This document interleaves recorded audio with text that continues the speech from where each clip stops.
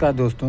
कल आपने जो घटना सुनी थी गाज़ियाबाद में, जिसमें 3 बच्चियों ने सुसाइड किया था, उसमें कुछ नया खबर में मोड़ आई है कि जो उनके पिता थे चेतन पाठक हैं, उन्होंने 3 करोड़ रुपया उनके ऊपर उधार है। जी हाँ, और 3 करोड़ रुपया उन पे उधार है और उन्होंने ट्रेडिंग करते थे मार्केट के, और उनके पास 2 ट्रेडिंग के लिए था अकाउंट, और वो वहाँ ट्रेडिंग करते थे। और जिसके वजह से उन्होंने कोरोना काल में जब शेयर मार्केट में उथल-पुथल हुआ, उसके कारण उनको लगभग 3 करोड़ रुपया लॉस हो गया, और इस वजह से उनको बहुत परेशानियों का सामना करना पड़ रहा था।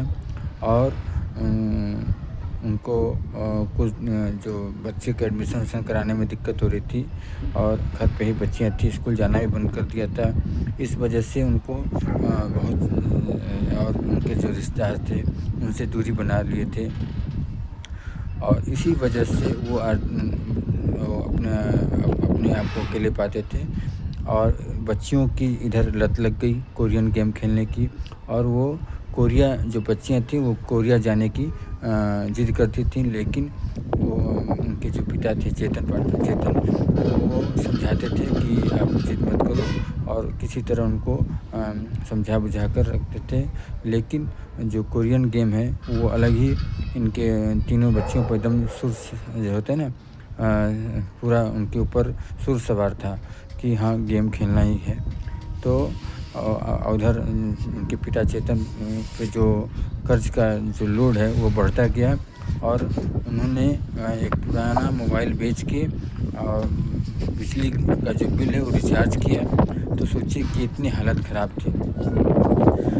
ये एक नया मोड़ आ रहा है, क्योंकि ये धीरे-धीरे जानकारी छन के आ रही है। तो ये उनके ऊपर कितना बर्डन था ये कर्ज का, ये कुछ लोगों ने बताया है और बयान कर रहे हैं। तो घर की जो आर्थिक हालत थी वो ठीक नहीं थी, और लोग उनसे, जो उनके रिश्तेदार से, उनसे दूरी बना के रखे हुए थे।